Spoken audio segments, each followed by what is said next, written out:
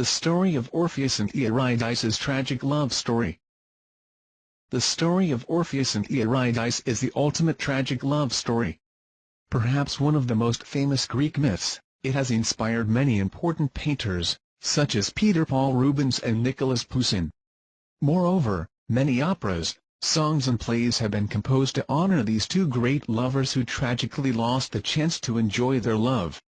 The story of Orpheus and Eurydice has been told in many versions with a few differences between them. The earliest account comes from Ibycus circa 530 BC, a Greek lyric poet. Hereby we present you a mixture of these various versions. Part 1. Orpheus. Talented at playing music. Orpheus is known as the most talented music player of the ancient times. It is said that god Apollo was his father, from whom took his extreme talent in music, and the muse Calliope was his mother. He was living in Thrace, on the northeastern part of Greece. Orpheus had a divinely gifted voice that could charm everyone who heard it. When he was presented first a lyre as a boy, he had it mastered in no time at all. The myth says that no god or mortal could resist his music, and even the rocks and trees would move themselves to be near him. According to some ancient texts, Orpheus is accredited to have taught agriculture, writing and medicine to the mankind. He is also attributed with having been an astrologer, a seer and founder of many mystic rites. The strange and ecstatic music of Orpheus would intrigue the mind of people to things overnatural and had the power to broaden the mind to new unusual theories. However, apart from a musical talent, Orpheus also had an adventurous character. He was believed to have taken part in the Argonautic expedition, which is the voyage of Jason and his fellow Argonauts to get to Colchis and steal the Golden Fleece. In fact, Orpheus played a vital role during the expedition because, playing his music, he put to sleep the sleepless dragon that was guarding the Golden Fleece, and thus Jason managed to get the fleece. Moreover, the music of Orpheus saved the Argonauts from the Sirens, the strange female-like creatures who were seducing men with their nice voice and then they were killing them. Part 2. Love at First Sight. Orpheus used to spend much of his early years in the idyllic pursuits of music and poetry. His skill had far surpassed the fame and respect of his music. Humans and beasts alike would be enchanted by it, and often even the most inanimate of objects would yearn to be near him. Well into his youth he had mastered the lyre, and his melodious voice garnered him audiences from near and afar. It was at one such gathering of humans and beasts that his eyes fell on a wood nymph. The girl was called Eurydice. She was beautiful and shy. She had been drawn to Orpheus, enamored by his voice, and such was the spell of beauty in music and appearance that neither could cast their eyes off each other.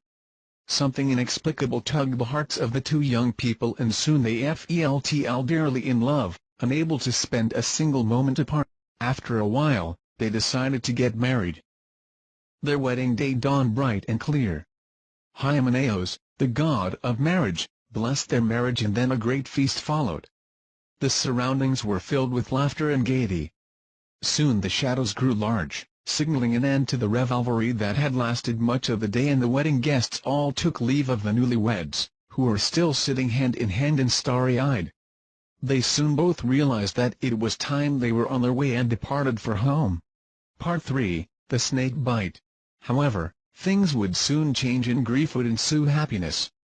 There was one man who was despising Orpheus and desired Eurydice for his own. Aristeus, a shepherd, had plotted a plan to conquer the beautiful nymph. And there he was, waiting in the bushes for the young couple to pass by. Seeing that the lovers were approaching, he intended to jump on them and kill Orpheus.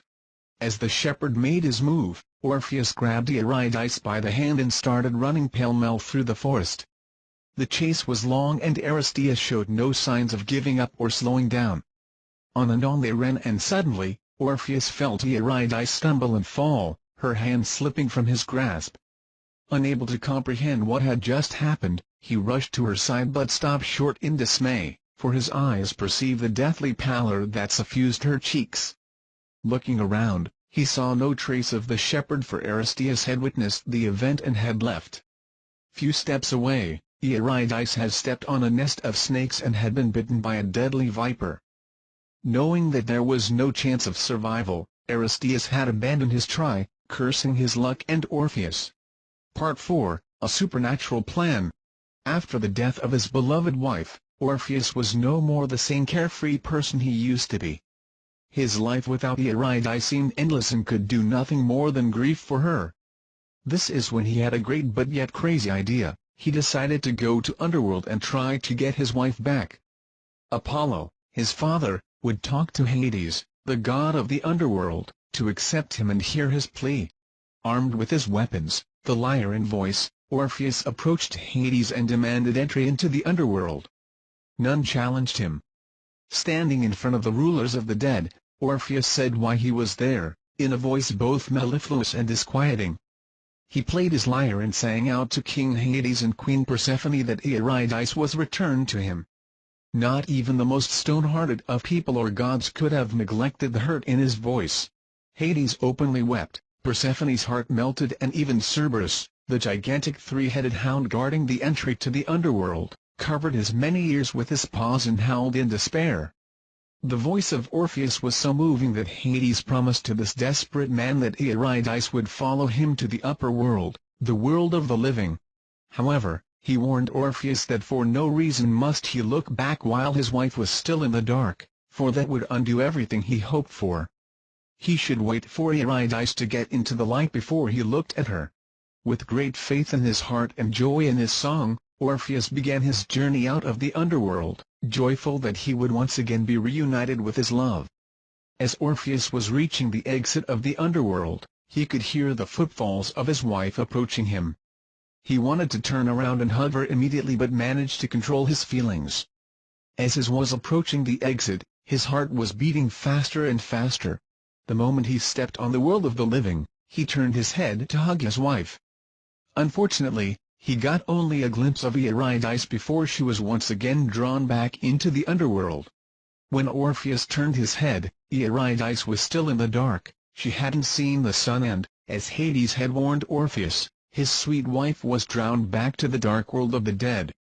Waves of anguish and despair swept over him, and shuddering with grief he approached the Underworld again, but this time, he was denied entry. The gates were standing shut and god Hermes, sent by Zeus, wouldn't let him in.